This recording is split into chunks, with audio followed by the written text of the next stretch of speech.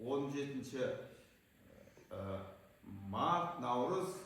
Бүгін бізде қонақта өзіміз Қазақстанның батыстың батырлары, өзімнің құрдастарым, достарым, Әли Сейсекұлы, Қазақстан және халықаралық жарыстардың чемпионы, халықаралық дәрежедегі спорт шебері, және бізде Бексұлтан Марат деген досым, ол демалып жатыр.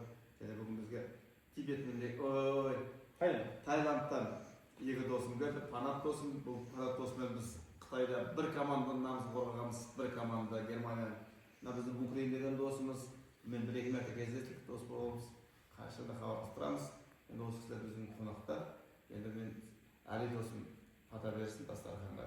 Әмин. آمين أعوذ بالله من الشيطان الرجيم بسم الله الرحمن الرحيم كلوا واشربوا ولا تسرفوا إنه لا يحب المسرفين صدق الله العظيم الحمد لله الحمد لله الذي تمانا وسعانا وجعلنا من المسلمين Асымызға аллық, басымызға амандық, табысымызға береке бере бер. Бірлік, ауыз бірлік, ынтымағымызды нығайта бер. Өсіп келе жатқан ұрпағымызға, елімізге, дінімізге, ата-анасына қайырымды ете бер.